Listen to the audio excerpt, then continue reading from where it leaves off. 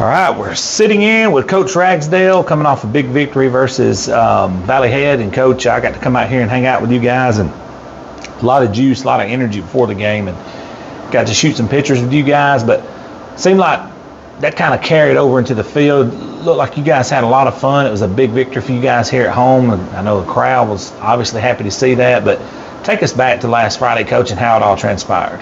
Yeah, I felt like the week before at Woodville, we were, like I said, we were the opposite. We didn't have a lot of energy pregame, and you tell kids all the time you don't win a game in warm-ups, but you can get a read of how your team feels and what kind of momentum we're going to take in the kickoff. And man, we were dead at Woodville. We were dead in the locker room. Just had a bad feeling. But Friday night, I thought our kids, from the time we worked out at 1:30 and started our Friday routine, I thought our guys were locked in. And man, you should be excited to play a football game on Friday night. You work Monday through Thursday.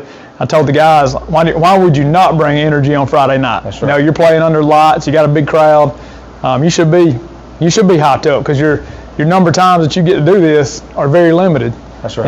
You get older. That's something you can't replicate, is that feeling you get on Friday night. So that's why I preach to them, man, go there and have fun. Enjoy out there with your brothers, and enjoy in front of your home crowd, or wherever you're away. You got to bring that energy from the get-go and let that snowball, because the opposite, it snowballs just as fast when you don't have the energy. You're not locked in every play. Yeah, it'll spiral. Yep.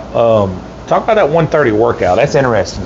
Some coaches definitely shy away from that. Some coaches love it and won't play without it. But I think it gets juices flowing. Yeah, it does. We come over here and it's we live 5 days a week. We do our core stuff, Monday, Tuesday, Thursday, real heavy.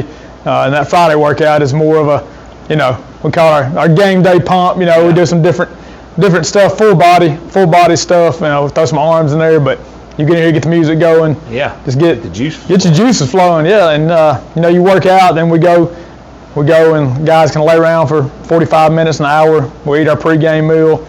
Get through our routine. But that is our kickoff on Fridays. No, that's awesome. For our game day. And it even as a coach, get in here, get after it with them. It kind of gets a little extra pep in your step. You get your mindset. I know it does me. Like, I'll do those long rope marches, and I'll go work out before and listen to like some Pantera or something, and it'll kick something in gear inside of it. Yeah, definitely. I'm with you on that.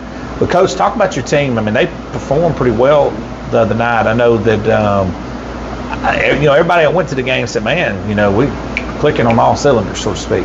Yeah, I was really pleased with the way our guys stepped up, and we did a little bit of different preparation last week. We're doing some mix and matching. We had some guys that are a little banged up, so we had to prepare for a lot of different scenarios.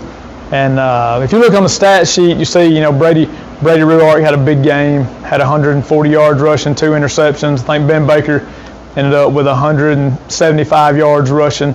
And I think both of them would tell you, our offensive line, it was a wall of maroon Friday night. They did a really good job of opening holes. And a kid that you don't see on the stat sheet, I thought he had a really good game for us, and it was a big part of our game plan. And he was a kid that we're asking him to play like 4 different positions. And was Hayes Guthrie. Hayes Guthrie stepped in and had a big night for us. So he's learning quarterback, B-back, K, played some linebacker, played some D-tackle, plays a little defensive end. I mean, he's a guy, he's really, he's bought into what we ask him to do, and I tell him he's our utility player. Dude, that's what you call a Swiss Army knife right there. A little bit of everything. You got to have those utility players like that, man. Plug and play, man. Those guys are glue guys. I call them glue guys, man. You got to have them. Basketball, I loved it. That's one of those deals, man. I take up 10 minutes, and there were so many kids that stepped up in different roles. We had 5 or 6 kids that just stepped up and did something different. We did something out of their normal that helped us play and click together Friday night. So. Yeah, that's huge, Coach. And like I said, you could probably stay here for hours and talk about what you got going on. This week you guys got Cedar Bluff, correct? And Yep. a county rivalry game. I talked with Coach Crane earlier, and he talked about you guys and what a good job you do. That game's been a special game for this county for many years. Talk about that a little. Oh yeah, for sure. Anytime we play Cedar Bluff and anything, it's a rival game. It's us and Cedar Bluff and us and Sandrock in the county have kind of been a rival game last few years. But yeah, we respect. It's one of those rivalries that you respect each other's success and what you've been able to accomplish over the years. And Cedar Bluff's they're really big up front. Got a huge offensive line. They got speed. They got some good skill players. Quarterback that can move.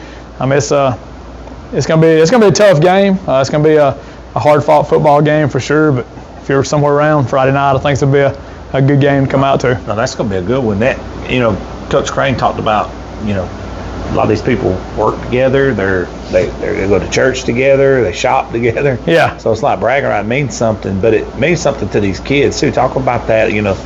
They're buddies with a lot of these guys, and they get those bragging rights. It means something. Oh yeah, and in this day and age, it's a little different than Oh yeah. when you and I were back playing. We had typewriters. Yeah. So a lot of them they know each other, through social media or tech, whatever, and so they know each other. And of course, you got the bragging rights, but at the same time, I see at the end of these type games, you play hard for 4 quarters, and then you want to see the other guys go out and have a successful season as long as they're not playing you. As long as they ain't playing you got that right.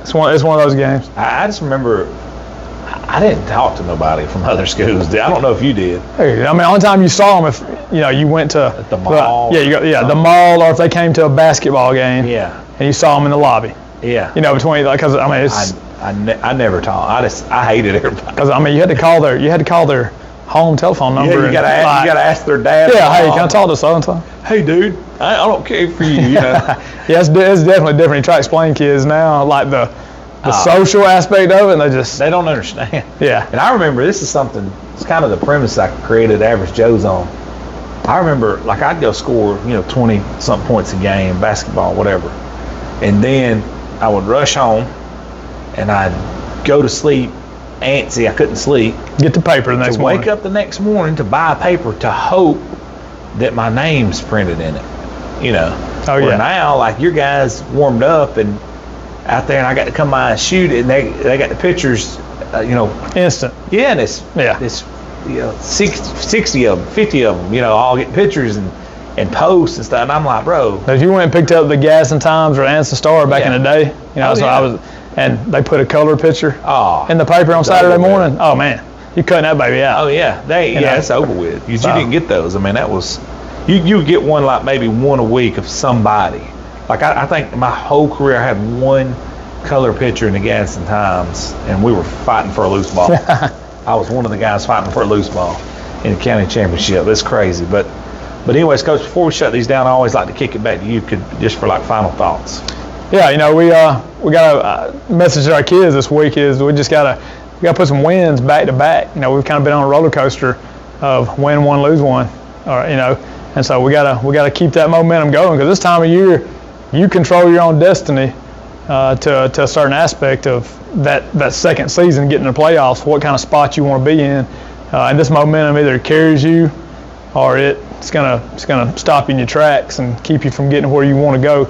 So we got to find some things to build on this week and get some momentum going and put 2 games together back to back and see if we can let that roll in the right direction. Yeah, y'all still got everything in front of you. Yeah. Everything. Yep. Playoffs, state, everything's in front of you. Coach, I appreciate you. Thank you so much for sitting in with us.